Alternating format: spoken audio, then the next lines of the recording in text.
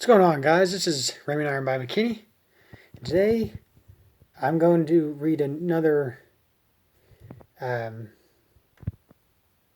piece of my writing to share with you guys about just to really hone in on deliberate manifesting.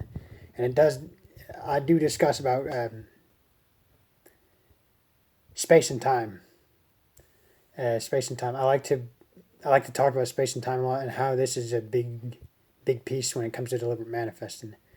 Because when you think about it, there is no external time. There is no external space. Um, we only give life to those states. Those are only states of consciousness, of collective consciousness. And here I'm going to read in detail. I talked about where I did the Louisville Marathon. I did this Louisville Marathon back in 2018, but I'm gonna talk about the paradox in that. And it goes like this: we give life to seeming external time and space / distance occupied by our awareness. Yet we, include myself, this is the paradox in my post of my Louisville Marathon race in 2018.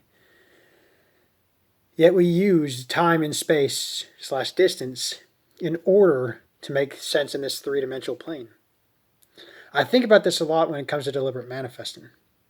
We rush around to get somewhere on time through this empty space / distance. Makes me think about those who claim they have teleported it without the passing through time and space, as if no one has noticed that person has teleported. So really, I think of teleportation as just kind of a shift in states of consciousness, as if no one's noticed that person. It's really just a state change. That's how I see teleportation. That we're all doing, we're just not aware of it. Not always deeply aware of it. That everything happens simultaneously and subtly. So subtle. It seems so. It's just so far. It's just so profound. It just seems as if it has never happened, even though on a subtle scale it has. On a very subtle, can't even be seen to the physical eyes, predictably. I also find that the expansion of the stars outside of us, is our mental states projected outward collectively. So I see the stars as states of collective consciousness. The stars to me are those mental states of our own collective consciousness. And like in the Mario Galaxy games, we are psychologically passing through those states with no passing time and space moment by moment. So we're just passing through states, guys. There's no external time or space outside of awareness. Even as you're reading this message, even when you're listening to me say this message, there's no time or space independent of itself outside of awareness, of collective awareness. Because you give life to those states of time and distance, or time and space. Those are only states. Nothing is physical.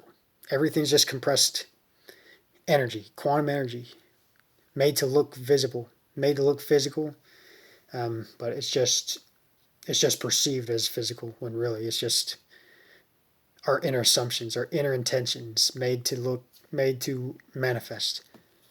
Whatever we intend, consciously or unconsciously, that's what's showing up in our physical experience, our external experiences.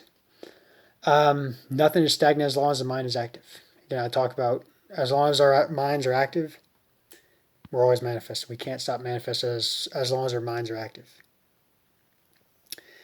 But when we focus inwardly, just to really focus on a single point, or just to really focus on something, say affirmations, or something that really gets your focus on one point in space and time, that's what's going to show up in your experience, relatively. Only the occupied mental state makes the outer experiences seemingly physical. When that mental state is grounded by giving life to gravity at a point in space and time. Einstein referred to this gravity as and I quote here because it's in one of his books. It was on one of the books that I borrowed from a friend. It goes that this gravity is a curved field in the space-time continuum, which is the fourth dimensional thinking. Fourth dimension, we imagine basically in the space-time continuum in fourth dimensional thinking. And even I've listened to Neil deGrasse Tyson talk about this, that we imagine in the fourth dimensional, we think of points in time and space by using our imagination. Created by the presence of mass, which is basically our mental state. Our mental state is manifests as mass. Our body is a mass of energy, and the presence of this mass is just the grounded in these physical bodies in response to our mental states. Whatever we occupy with our mental states, that's what becomes our physical experience. And I bring in another Bible verse here, and I find this one so valuable and so important. The worlds were framed by the Word of God. And the Word of God is our inner intentions, our inner assumptions, our inner convictions. Whatever we intend something into being.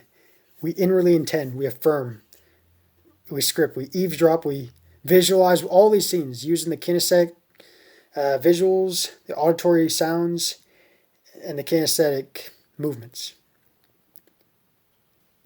that move our physical, that activate these physical bodies.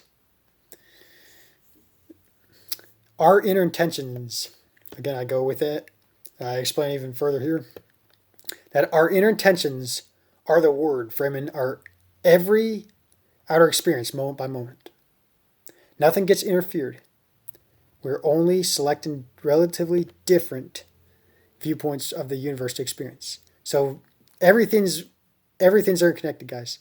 Though it seems to be separate, and though it seems like there's multiple, like people talk about multiple universes, multi-dimensional universes, it's all one. Just expand it out.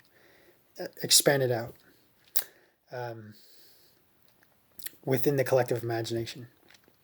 Though it appears without, it's all within the collective imagination, of which this world mortality is but a shadow, by William Blake. And another quote by Lao Tzu. Nature does not hurry, yet everything is accomplished. And everything's accomplished within the infinitive of creation. Everything's here, guys. It's just a matter of tuning into that state of consciousness. You're just shifting through states of consciousness. That's it, guys. And you can shift through that state of consciousness. Every physical action must be preceded by a mental action. A mental action must come first, and then the physical action comes as a byproduct. It's not enough to be like hard work if there's no intention. Physical work is, you're just physically working on the state of consciousness of just always working. No intention, no desire towards something vastly different, vastly in your favor. Intention is so important. And to intend into being is whether you, again, like I said, affirm as if you're talking to your friend in imagination. Did you know I became this person? Did you know I got this job? All these things? Or eavesdropping, listening as if you heard someone congratulating you. Just these things, guys. You're not interfering anything outside of you. You're not going against anyone's free will. You're only selecting your own states of consciousness. And nothing gets interfered. As if no one's noticed that you've made a shift in a state of consciousness. We're always shifting through states of consciousness moment by moment. But you can make those big shifts too, guys. Literally, I don't doubt. It's not impossible. It's not impossible for $1 million to show up at your front door. Huh? Oh, hey. Oh, thanks. Yeah. Sorry, guys. That was a... but yeah, you're just shifting through states of consciousness. That's all you're doing. So $1 million literally could show up right here because that's a state of consciousness. If you believe, if you truly have a deep desire to see $1 million show up at your front door, it can happen. It's a state of consciousness, guys. It's just a state of consciousness. The arrangement of atoms is based on your inner intentions. How you perceive the universe around you. How you perceive yourself in relation to everything outside of you, seemingly outside of you. That's what's going to show up in your physical experience. So guys, this is all I want to talk about. That all you have to do is intend something to be. There's nothing there. There's nothing outside of you that you control. All you do is change the way you perceive the world around you, and the world around you relatively conforms to your inner image, your inner perception. That's really the bliss, the beauty in this life, guys. Don't make it hard on yourself. Just assume that things are working in your favor. Isn't it wonderful that amazing things are about to happen to me? That's a general affirmation you can use, guys. An ask affirmation. If you don't feel like, that's one you can use. If you feel like you're just overwhelmed with trying to manifest multiple desires, just use that one. Make a list or something. Make a list of intentions that you desire, and then go throughout just most of your day just using, isn't it wonderful that amazing things are about to happen to me? Or whatever phrase resonates with you guys. Whatever resonates with you, whatever feels natural to you. That's all I have to say on here, guys. So go experience your life. Go experience these things. Play with your imagination. Have fun with your imagination. Don't turn to hard work. Perceive every seemingly hard working situation as fun. And things will start to become easier when you do that. So I hope this video helps. I bless you all in having manifesting.